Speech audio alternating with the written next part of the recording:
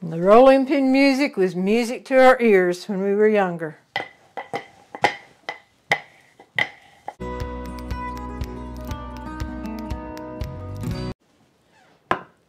Howdy folks, I am Martha and I'm doing Kitchen Action. Dorothy will be editing the video, and we both welcome you to Hirschberger's Miracle Homestead. While kitchen action can be anything from stovetop cooking, your main dishes, casseroles, and that type of thing, baking is what I enjoy and what I prefer. However, what we're making today, when I first started making it, I was intimidated, but I loved it. I was determined to do it, and I can do it now, and we can enjoy pie because of a good pie crust.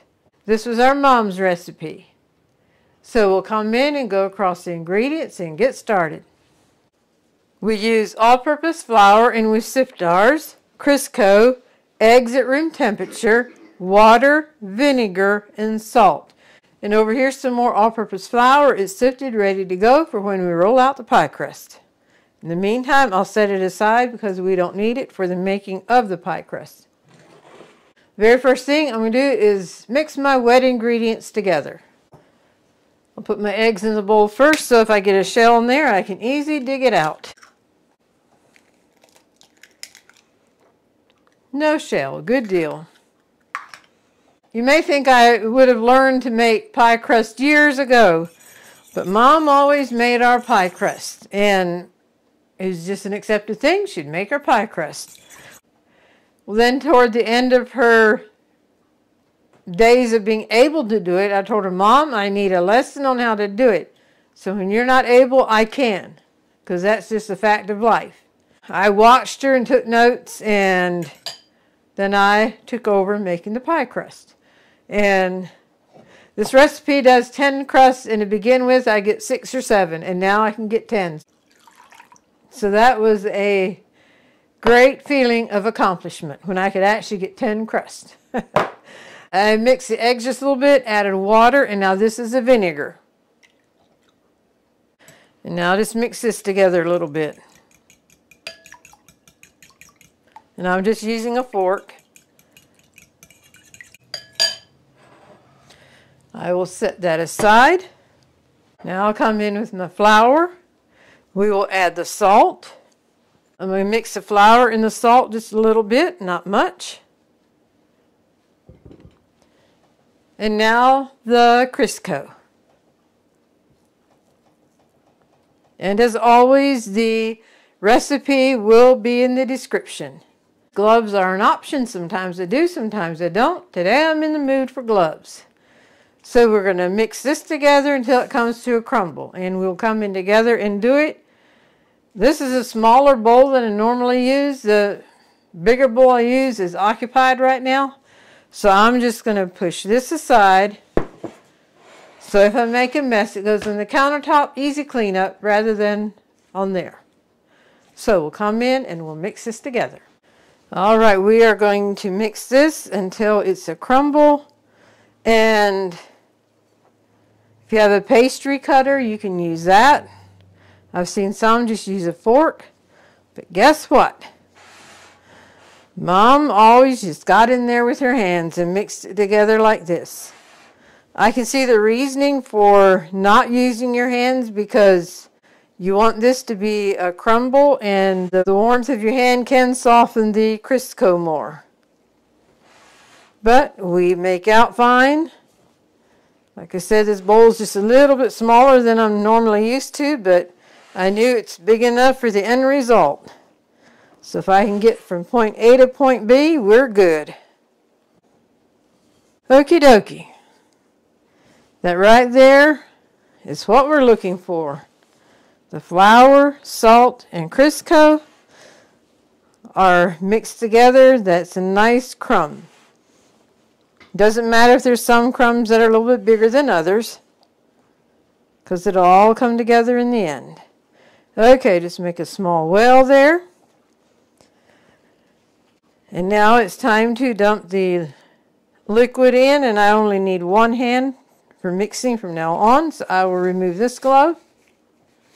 This is the water, vinegar, and egg mixture. Just dump it in the middle. Yes, I got a mess on the countertop. Well, it's not a major mess though. Now we'll just mix this all together till it comes together as your pie crust.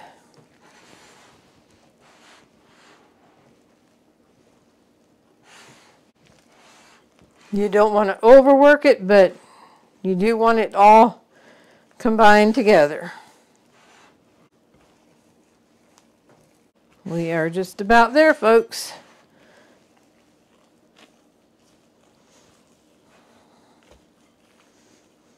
That looks good.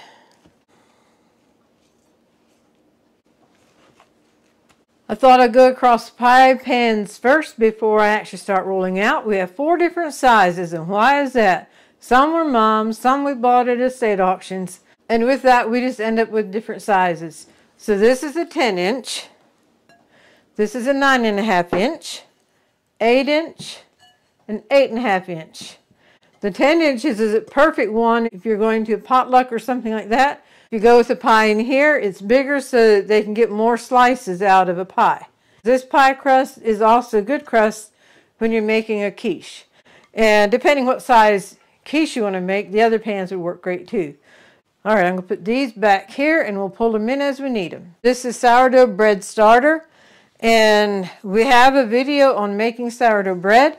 We also have a video on making the starter. And when I did that video, I put on here our started starter, and I just left it on there. And this is a jar that we used to make that starter, and we're still using it. So we have a video on the starter and on making the bread. I'm going to start out with what we call the regular size pie crust, and that's a 9.5 inch. So I have my pie crust, I have my knife, my rolling pin, and this had been Mom's as well. We're going to sprinkle a little bit of flour in the pie pan. Just roll it around a little bit. Tap it on the countertop. Now we'll just put a generous amount of flour on the countertop. And I don't weigh it out, I just grab and go. Make a little ball out of it and roll it around in the flour a little bit. Coat the one side, tip it over, and put some flour on your rolling pin.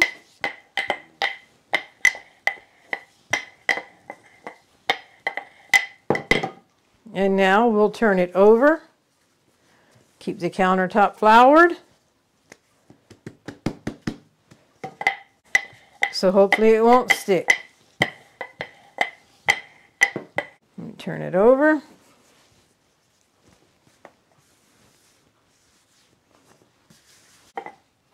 And the rolling pin music was music to our ears when we were younger.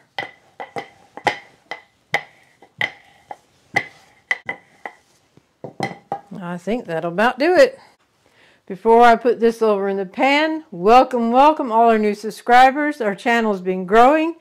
We thank you and we hope you enjoy your journey with us. Thanks for those who like and comment on our videos. That does help our channel to grow, so thank you.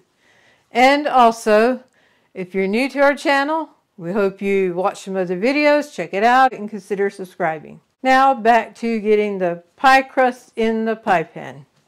You can roll it on here and go, but most times I just like I got it up to turn it, just get it up like that and plop it in. And then press down around the edge to get the pie crust down. And then with the knife, trim off the edges. Pick up the scraps will be used again. Crimp the edges at your preference, however you like to do it. We just always do it with our finger and thumb, and I'll have a close-up of this that you can see how we do it up close.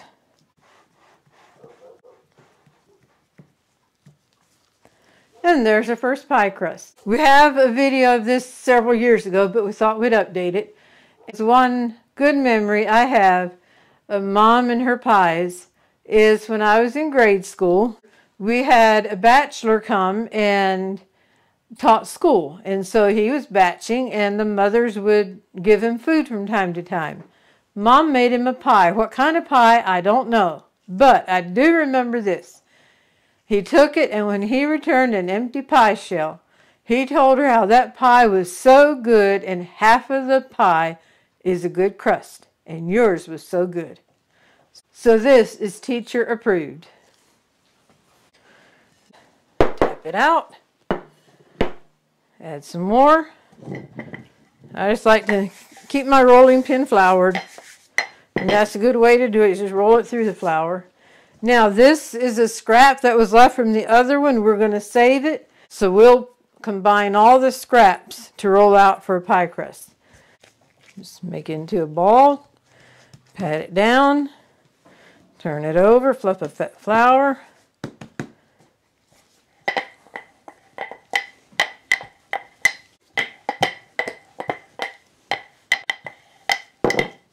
And turn it over from time to time.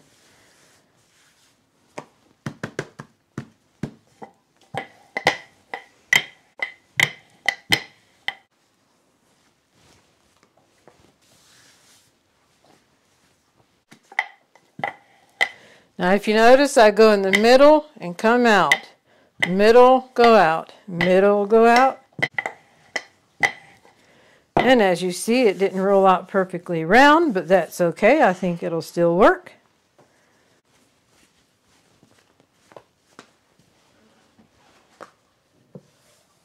And it did. You just want to make sure that the pie crust is down to the bottom of the pie pan. Get rid of all the air pockets that you know are there. Here it doesn't quite meet. No worries, just pull off a little bit where it's hanging down.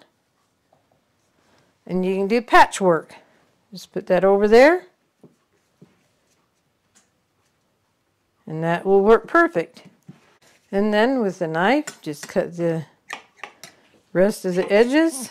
Get rid of the pie crust that's hanging down over.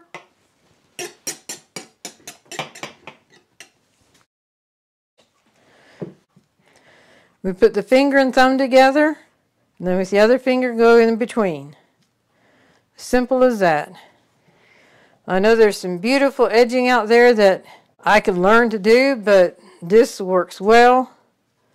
And so I don't go to the trouble of learning something new when this works good. So just keep going all the way around the edge till it meets where you started. This is one time where the ending meets the beginning. And then I like to just go and push in on the crust a little bit to make sure it's pushed up as high as you can, because there may be some shrinkage when you bake it.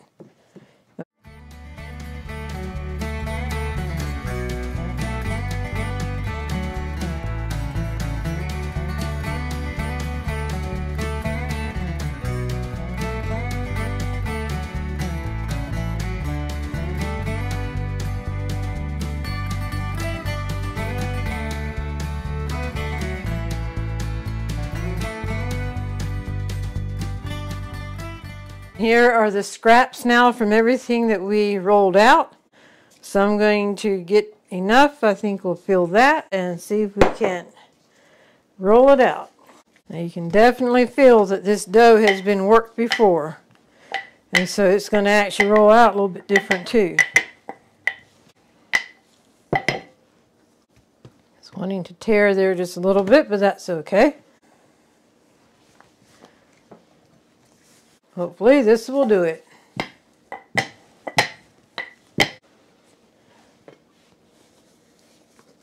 Well, it worked. Fits in there perfect. Getting the air out at the very bottom of the pan. We have some patchwork coming up here, but that's all right. Right, here's the air pocket yet. We'll get that air worked out. And now, cut the edge off. Here's that little handle. Cut that off. And put the edging on. Push it to the top. This makes number 9. I have another fun memory from the same teacher. It was perfect weather for playing ball, and we were out at recess time playing ball. The teacher was out there with us, and we were playing round town, and I don't know if you know what round town is. Instead of teams, you had, I think it was 4 batters in. Then you start out right field, then you move to center, then left field, then third, then short, then second, then first, then pitcher, and then home, and your turn to bat. Well, my teacher was playing shortstop. I was at first base. He had a ball hit to him, and he knew to make it out, he had to throw the ball pretty hard to me. And that split second, do I or don't I? Do I or don't I? He did. And I can almost feel the adrenaline that run into me. I had my foot on base, and I had to stretch out just a little bit to catch that ball. But I caught it and made it out. And that was probably one of my top recess memories.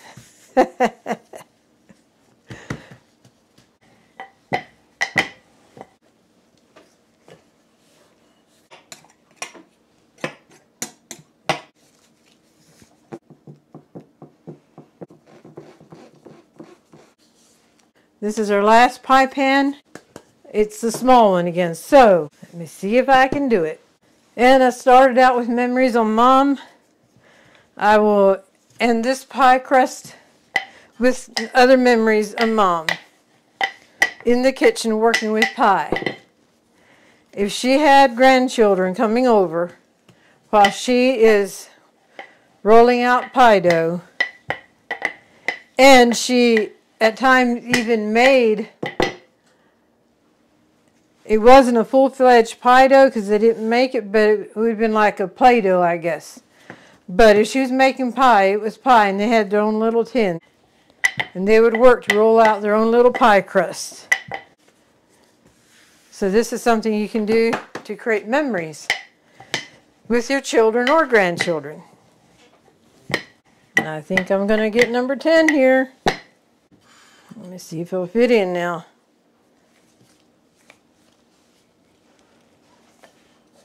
It will, it will, it will. I'm doing a little patchwork here.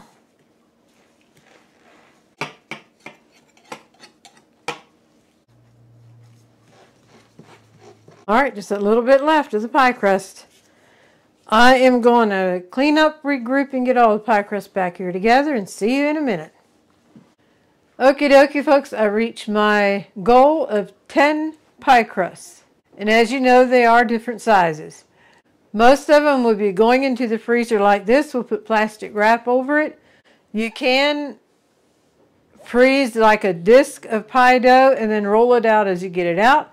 But this works very, very well. When you get it out of the freezer, take the wrap off, let it thaw out, and then you're either ready to bake a pie in it or bake an empty pie shell to put a pudding pie in.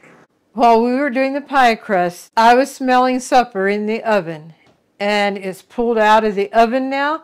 I'll give you a sneak peek, and I turned the oven up to what I need to bake an empty pie crust. I wasn't planning on making a pie, and I'm not going to have it a part of this video, but Buddy and I both thoroughly enjoy coconut pie. And you might wonder who's Buddy if this is your first time with us. He's our special brother. He's also my twin brother. And we have the privilege and honor of caring for Buddy along with the rest of the family. But Dorothy and I are the ones, he lives with us, and we do the day-to-day care with him. So why not treat him to a coconut pie? And there's another reason I wanted to do this too. To prepare a pie crust for the oven, then you will want to poke holes in it. And I'll show you how to do that, and then get the crust in the oven. And it'll bake at 400 for about 10 minutes. And while I'm teasing you with a coconut pie, We do have a video on making a coconut pie and a peanut butter pie, and we'll leave a link for it. So I'm going to pull you in, and we're going to take a fork and poke holes in this. I'm using one of the biggest ones. Why not treat us to a big coconut pie? So let's come in and get this ready for the oven. Now, if you're making like an egg custard pie, pecan pie, or something like that, you do not want to put any holes in it, because that you put your filling in the crust and then put it in the oven. For this, we will bake the pie crust, and then after it's cooled, we will have our pudding cooled and ready to go for a coconut pie. For this, I like a thicker prong fork. Depending what I do, I like a thin prong fork, but for this, I like the thicker. And just go around the bottom and just poke a lot of holes in it. This will help the pie crust from raising up and having a bunch of bubbled space underneath it. I know you can get beans and put beans in it, but Mom always just did it this way, so that's how we do it the majority of the time.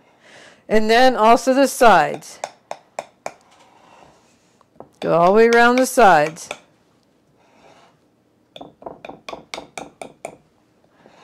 Just pricking your holes in it.